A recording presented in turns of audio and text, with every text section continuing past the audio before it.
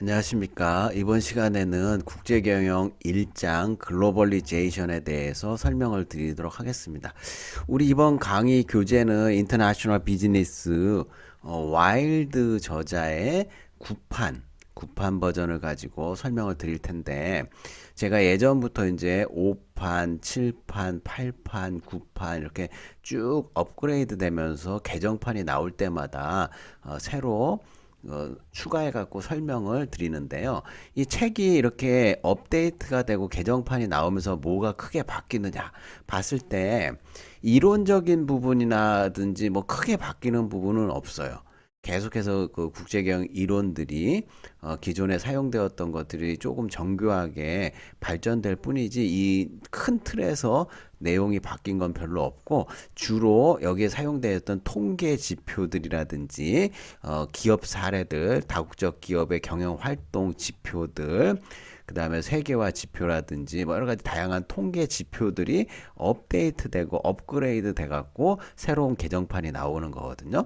그래서 제 수업을 충실히 들으시면은 굳이 뭐 새 개정판이 아니더라도 옛날 거 구판들을 구할 수 있으면 구해 가지고 여러분들이 공부하는데 큰 지장은 없을 거예요. 그 준비를 하셔가지고 이 책을 갖고 새로운 마음으로 여러분들이 밑줄도 치고 공부하시면서 활용을 하시면은 더욱 좋을 것 같고요. 교재가 꼭 있어야 되는 이유 중에 하나는 여러분들 기말고사 때 오픈북으로 시험을 볼 거거든요.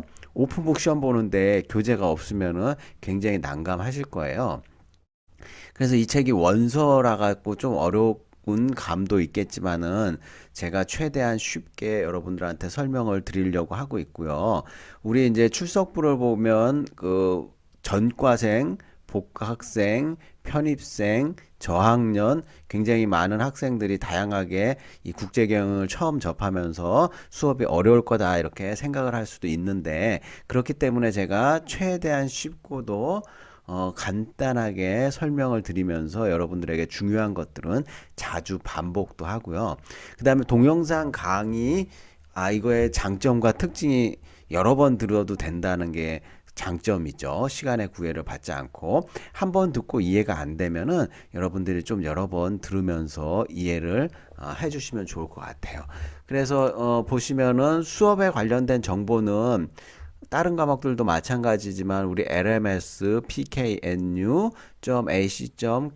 사이트에 들어가셔갖고 로그인을 하면 우리의 국제경영에 관련된 수업 내용들이라든지 공지사항, 강의 자료 이런 것들이 쭉 올라와 있고요. 수업에 관련된 문의는 메일을 통해서 할 경우에는 학교 메일보다는 제가 Gmail을 좀 많이 쓰고 있기 때문에 Gmail로 보내주셔도 되고요. LMS 쪽지를 보내주셔도 되고요. 여러분들 편한 대로 수업 공지사항을 수업 전에 미리미리 확인을 하셔야 되고, 공지사항이 여러분들 그 뭐 수업하고 별로 관련이 없을 것 같아 보여도 모든 공지사항들은 다 확인을 하셔야 돼요.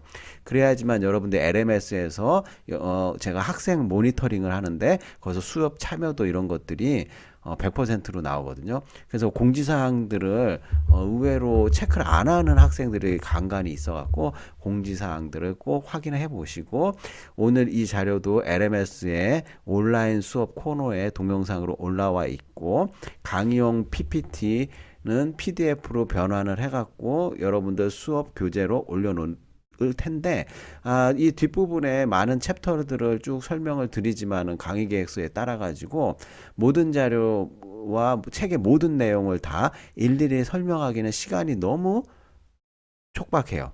그렇기 때문에 여기서 중요한 챕터 위주로 해갖고 설명을 드리고, 첫 장에 글로벌리제이션, 그 다음에 FDI, 그 다음에 국제경영 기능 여러 가지 해갖고 제가 꼭 필요한 챕터들 위주로 설명을 드릴 거고, 한 챕터 안에서도 이거 시시콜콜한 것까지 다 설명을 하려면은 정말 한 학기 1년 모자라요. 그래서 중요한 거 위주로만 설명을 드릴 테니까 제가 설명 드린 거 위주해서 시험 공부도 하시면 되고, 공부를 열심히 해서 여러분들이 확장을 해 나가시면 될 것 같아요. 다음 페이지 슬라이드를 보시면은 제가 이제 기사 사례 해갖고 최근 비교적 최근 그 2022년도 2월 22일 날 서울 경제에 나와 있는 우리 다국적 기업 중에서도 넷플릭스에 대한 기사를 하나 가지고 왔거든요. 우리가 이제 세계화에 따라 가지고 다국적 기업들이 여러 가지 활동들을 전 세계적으로 하고 있는데 그 중에 이제 넷플릭스가 우리가 이제 유튜브라든지 여러 가지 이제 다국적 기업들 중에 가장 쉽게 접근을 할 수가 있고 우리나라 오징어 게임이라는 그 드라마인지 영화인지 이런 컨텐츠들이 넷플릭스에서 굉장히 많이 우리가 전 세계적으로 시청을 하고 있는 것들이 있죠. 그래서 이제 넷플릭스가 OTT 기업으로서 온라인 동영상 서비스를 하고 있는 전 세계 1위 기업인데 2020년도 이렇게 자료를 보시면은 국내에서만 매출이 4,154억 원이에요. 그래서 이제 이 중에 3,204억 원을 본사 수수료로 지급하는 방법으로 법인세는 겨우 21억 원만 부담을 했다. 굉장히 조금 부담한 거죠. 매출액에 비해서. 그래서 이제 이러한 것들이 좀 문제가 되니까 구글이라든지 마이크로소프트를 비롯해 갖고 전 세계 글로벌 IT 기업들이 우리나라의 법인세로 낸 부담액이 1,539억 원 수준이다. 그러니까 전체 매출액은 몇 조 원씩 될 텐데 내는 세금은 이렇게 국내 기업에 비해 가지고 우리나라 기업들이 이제 역차별을 받고 있다 이거죠. 네이버 하나만 보더라도요, 여러분들 2020년도에 납부한 세액이 4,303억 원이에요. 그래서 우리나라 기업에게만 특별히 세금을 많이 받고 있기 때문에 이런 글로벌 기업에 대해서 우리나라 국세청에서 여러 가지 이제 법인세를 거두려고 하고 있고요. 이 세금에 관련돼 갖고는 법인세뿐만 아니라 우리가 이제 관세에 관련된 관세청에 관련된 자료들도 이렇게 같이 검토를 해볼 필요가 있다 이렇게 말씀을 드리고요. 배우는 게 이제 글로벌리제이션, 세계화 또는 지구화라고 하는데 이 과정들이 어떤 게 있는지 배워보도록 하고요. 글로벌리제이션을 하게 되면은 여러 가지 시장과 생산에 있어서의 여러 가지 효과들이 어떻게 나타나는지 설명을 드리고 글로벌리제이션을 촉진시키는 두 가지 요소에 대해서 배워보도록 할게요. 그 다음에 여러 가지 이제 글로벌리제이션에 대한 논쟁거리들이 많이 있어요. 주권이나 시장, 노동, 환경, 여러 가지 임금과 직업에 미치는 영향 등 다양한 요소들에 대한 찬반론적인 디베이트에 대해서 후반부에 대해서 자세히 설명을 드리도록 할 거고요. 그래서 우리 글로벌리제이션에 관련된 용어에 관련돼 갖고 이렇게 많은 용어들이 이렇게 있어요. 그래서 글로벌리제이션, 글로벌, 인터내셔널 이거 줄여가지고 약자로 이렇게 표기를 하기도 하고요. 멀티내셔널, 트랜스내셔널, 멀티 도메스틱, 포린, 옵쇼어, 오버시즈, 보더리스, 월드와이드, 월드, 코스모폴리탄 이렇게 해갖고 10가지 이상의 글로벌에 연관된 비슷한 단어들이 이렇게 있는데 요거를 이제 학자들은 엄밀하게 그 개념들을 좀 구별을 하고 있거든요. 초국경, 트랜스내셔널, 보더리스, 국경이 없는, 오버시즈, 그 바다를 건너간, 뭐 이런 뛰어넘는, 그 다음에 해안가를 뛰어넘는, 넘어선, 뭐 이런 다양한 용어들이 시대적 흐름에 따라 갖고 유행어처럼 사용이 되고 있는데 이거 다 일일이 구별하려면은 힘들기 때문에 요즘 트렌드는 글로벌 이라는 용어를 좀 많이 쓰고 있어요. 그래서 우리가 이제 예전에는 이제 국제라는 단어 이렇게 많이 썼는데 왠지 글로벌을 쓰면은 세련돼 보이고 그렇게 해가지고 좀 이제 인터내셔널이나 멀티내셔널하고는 약간의 개념적 차이가 있는데 글로벌 하면은 세계적인 표준화에 따라 그 글로벌 상품들이 여러 나라에 똑같이 공급이 되고 활용이 된다. 그러면서도 이제 로컬의 입지라든지 활용도는 변함이 없다. 뭐 이런 식으로 사용하는 게 이제 글로벌이고 하는데 요새 트렌드는 이 용어를 많이 쓰고 있다. 해가지고 뭐 멀티 도메스틱 다 지역 다 국가 뭐 이런 용어들도 사용이 되고 있고 foreign 같은 경우에는 foreign direct investment 해갖고 해외 직접 투자를 할 때 이 FDI라는 용어에는 관용적으로 또 이 foreign이라는 걸 써요. 글로벌 다이렉트 인베스트먼트 뭐 이렇게 쓰면은 사람들이 헷갈려하기 때문에 관용적으로 쓰는 단어도 있고 해갖고 우리나라 말로 번역하면은 글로벌 세계화 국제화 해외 외국 무경 여괴의 이런 식의 단어들이 많이 사용이 되고 있다를 우리가 접해볼 필요가 있다는 거죠. 그래서 이제 교재에 보면은 도입 사례로 애플사의 여러 가지 글로벌 임팩트에 대해서 얘기하고 있는데 우리 아이폰들 많이 쓰고 있잖아요. 그래서 사용자 중심의 디자인을 하고 있고 생산과 판매를 전 세계적으로 동일 제품에 대해서 하고 있다. 그 다음에 애플은 생산과 마케팅 비용들은 표준화를 통해 갖고 줄이고 있고요. 글로벌 브랜드 스트래티지를 통해 가지고 애플의 브랜드를 제공을 하고 있고요. 근데 이제 여러 가지 그 하이 프라이스 해 가지고 애플사가 굉장히 고가의 스마트폰을 공급하고 있죠. 근데 이제 우리나라의 삼성전자 갤럭시 폰 같은 경우에는 매출액이 이제 그 작년 2022년도에 2020년도에 84조 원이고 출하량 판매 대수에서는 1위를 했어요. 그렇지만은 애플은 236조 원을 쓸어 담아가지고 수익 면에서는 훨씬 더 높게 나타났다는 이런 신문 기사가 있거든요.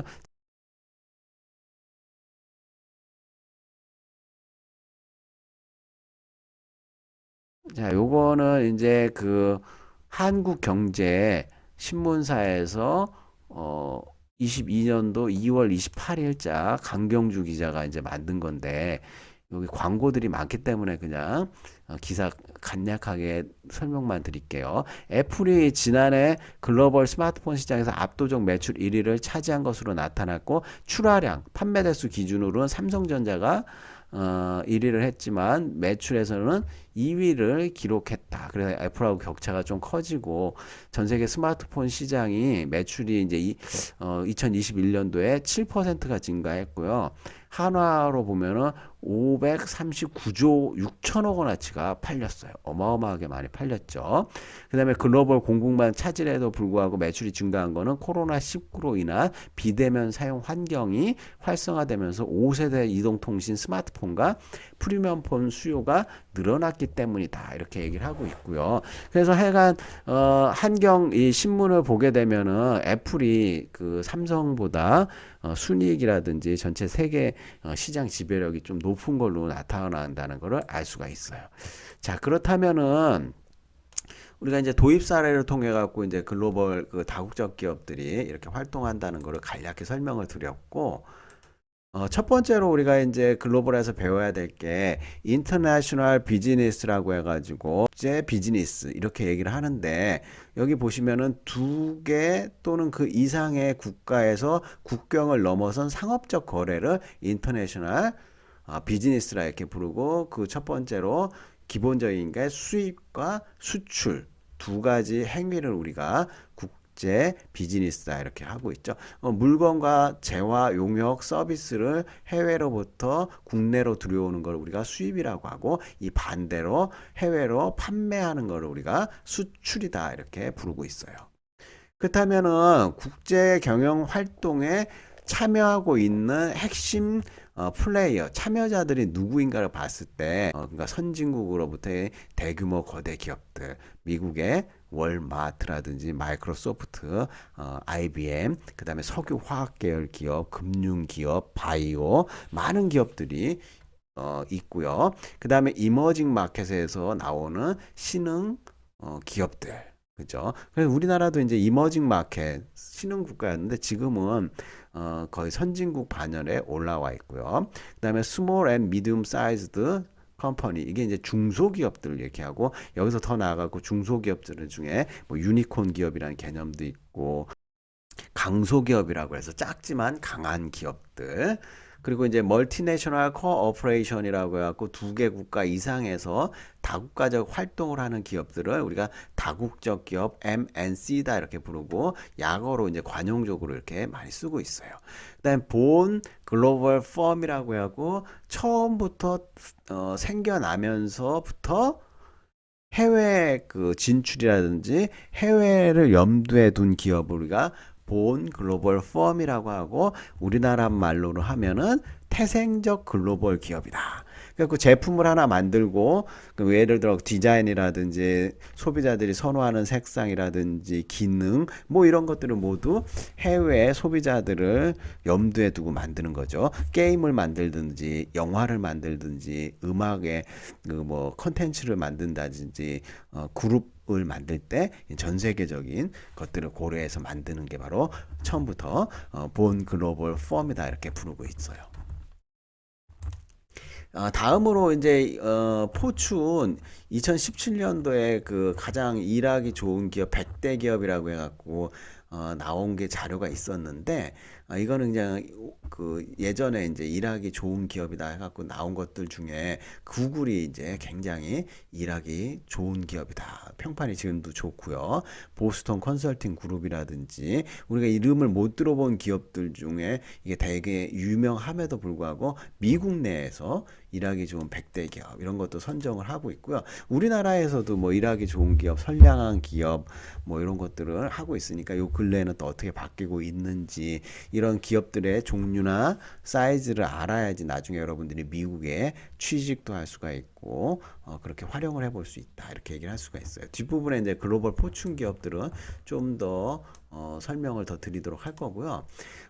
여기 보시면은 2004년도 7월 9일 날 미국 실리콘밸리 101번 고속도로 광고 표지. 그러니까 우리가 여러분들 고속도로 가다 보면은 이제 뭐 광고판들이 크게 있잖아요. 차 타고 지나갈 때.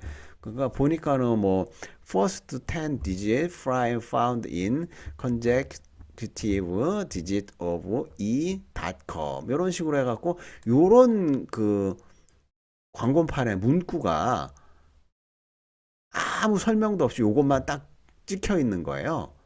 고속도로 광고판에 실리콘밸리 지나는데 그러면은 여러분들 이거 보시면 뭐 저런 게 다 있어 저게 무슨 광고지 무슨 내용이지 의아하고 그냥 대부분의 사람들 뭐 몇만 명 중에 그 모든 대부분의 사람들이 그냥 지나치잖아요. 근데 이걸 봤더니 이제 그 꼼꼼하게 들어가 봤더니 오일러 수에 여러분 수학의 숫자의 나열에서 제일 처음 등장하는 10자리 소수다. 이게 밝혀졌어요.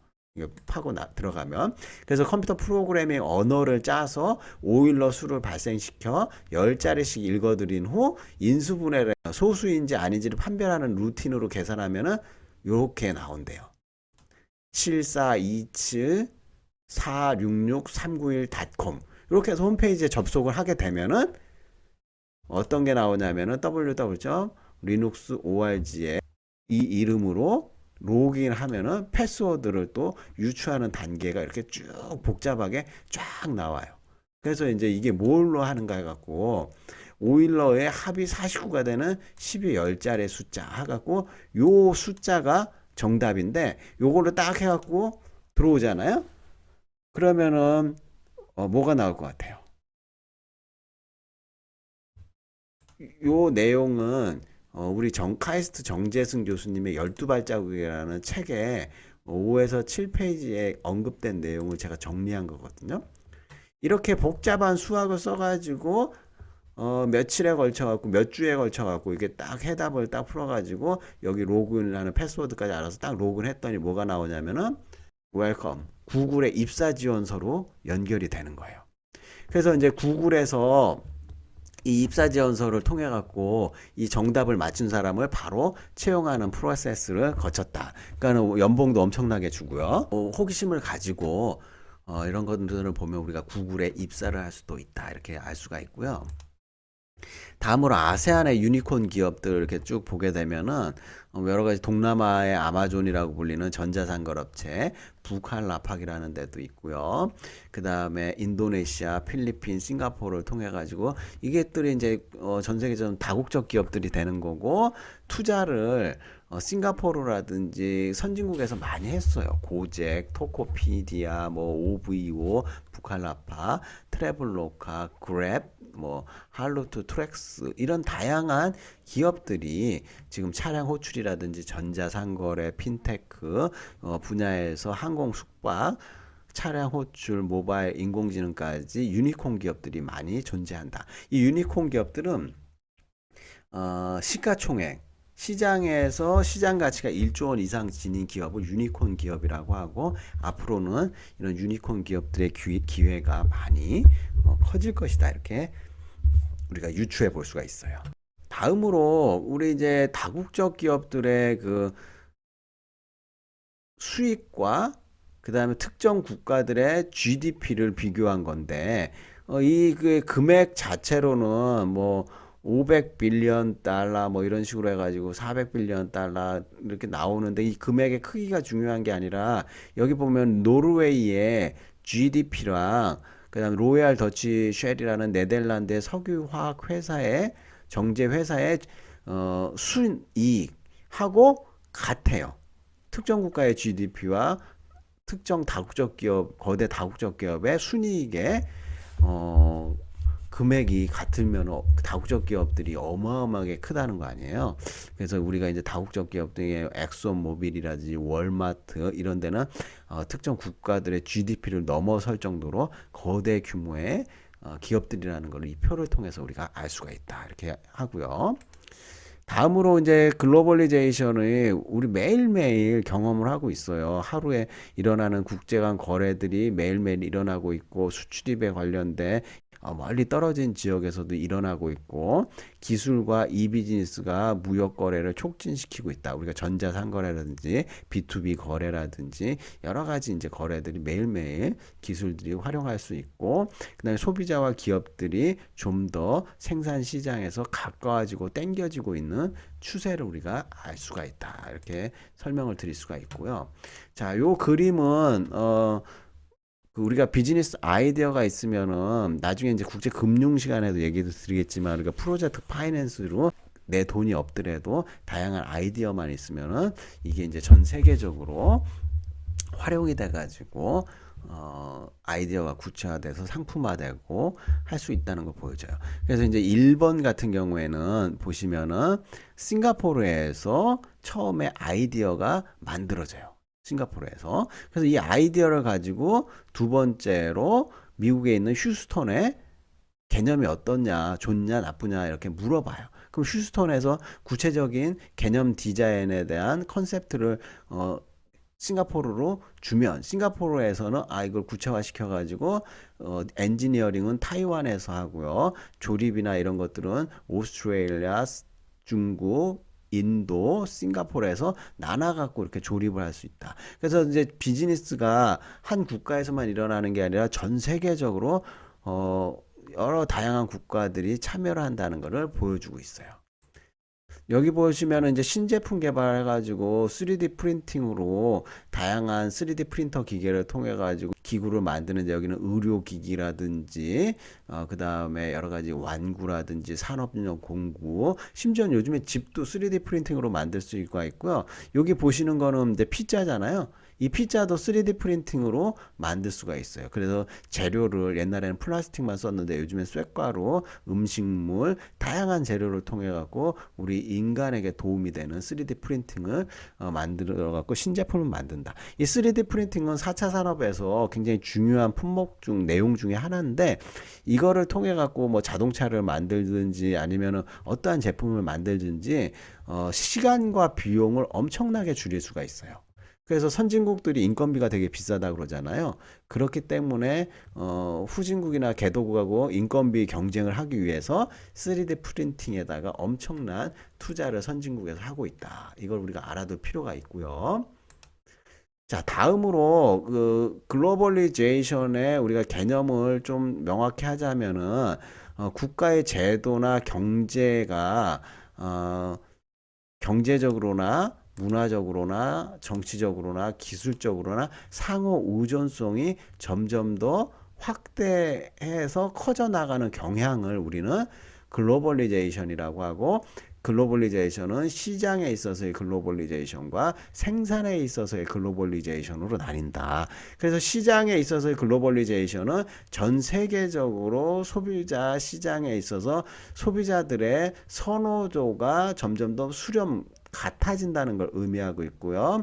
그 다음에 생산에 있어서 글로벌리제이션은 비용은 최소화시키고 품질은 최대화시키기 위해서 생산에 관련되는 활동들이 전 세계적으로 퍼져 나가는 것을 우리가 생산에 있어서의 글로벌리제이션이다 이렇게 부르고 있어요. 생산과 소비에 있어서의 소비 시장에 있어서의 글로벌리제이션의 혜택과 장점을 간략히 설명을 드리자면은 첫 번째 시장에 있어서의 세계화는 우리가 여러 가지 마케팅 비용을 줄일 수가 있다. 전 세계적으로 동일화된 표준화된 마케팅 공급을 하면서 비용을 줄일 수가 있고 새로운 시장에 대한 기회를 우리가 포착을 할 수도 있고 이렇게 새로운 기회와 비용을 줄이면 어떻게 되겠어요? 소득 수준이 올라가겠죠.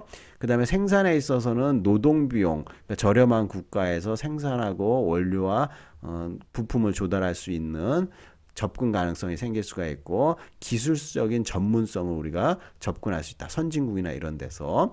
그 다음에 생산 투입 요소에 관한 접근이 가능하다. 원자재라든지 광물, 원유 여러 가지 이제 부품이나 이런 것들에 대한 접근이 가능하게 하는 것은 생산과 소비에 있어서의 글로벌리제이션이다. 이렇게 부르고 있어요. 다음으로 이제 그 피지컬 시큐리티, 디지털 시큐리티, 레푸테이셔널 리스크 이런 것들이 오늘날의 이제 글로벌 비즈니스를 하는 데 있어서 다양한 도전적인 내용들이 라 할 수가 있고요. 요거에 대해서 이제 좀 간략히 설명을 드리고 이제 뒷부분은 다른 동영상 만들어 놓은 걸로 또 하나하나 짚어가면서 설명을 드리도록 할게요. 요즘에는 이제 물리적인 이제 보안 이런 것들이 굉장히 중요하기 때문에 기업의 이제 그 취약성이라든지 이런 것들이 높아졌기 때문에 여러 가지 이제 재앙에 대한 복구 계획들을 우리가 만들어야 된다. 천재지변이라든지 지진, 해일, 뭐 이런 거 전쟁에 의한 파괴, 복구 프로그램이 만들어져야 된다. 그다음에 디지털 시큐리티라고 해갖고 해킹이라든지 지적재산권, 정보, 비밀, 커뮤니케이션 이런 거에 대한 그 보안이라든지 이런 게 필요하고요. 그다음에 이제 윤리적인 문제라든지 법률적인 행위 이런 것들을 통해 갖고 고용인이라든지 비즈니스 파트너에게 올바른 이제 윤리적이고 법률적인 행동을 해야지 레푸테이셔널 리스크 해가지고 평판 위험을 줄일 수 있는 것이 나온다 이렇게 얘기를 할 수 있어요. 이런 것들이 오늘날에 이제 여러 가지 이제 비즈니스 위협 요인, 도전 요인이다 이렇게 말씀을 드릴 수가 있고요. 뒷부분에 이제 또 자세하게 우리 그 글로벌리제이션의 성장 요인들에 대해서 설명을 드리도록 할 거예요. 그 중에서도 요즘에 이제 하나만 더 말씀을 드리자면은 RCEP이라고 해갖고 요즘에 포괄적 동반자 협정이라고 해가지고 세계 최대 경제 블록이 RCEP이라는 게 만들어졌거든요. 이 RCEP에는 15개 국가가 참여하는데 아세안 10개국이잖아요. 요거 플러스 한국, 중국, 일본, 호주, 뉴질랜드가 이게 지도상에 보면은 쫙 해갖고 RCEP이 발효가 됐어요. 그래서 인구가 22억 6천만 명이에요. 전 세계 30%, 명목 GDP 합이 26조 3천억 달러. 무역 규모 5조 4천억 달러, 경제적 효과, 실질 GDP가 0.14에서 0.51% 성장할 것이다. 우리나라가 지금 2021년 12월부터 무역 적자가 생겨갖고 폭이 커지고 있는데 이런 거 이제 관세 인하 효과로 해가지고 무역 적자나 이런 것들을 줄일 수 있을 것이다 이렇게 기대를 하고 있어요. 그래서 이제 우리가 글로벌리제이션을 촉진하는 요소의 한 가지 중에 투자와 무역 장벽의 철폐 이런 것들이 있는데 이런 것들에 대한 설명을 뒷부분에 또 자세하게 드리도록 할게요.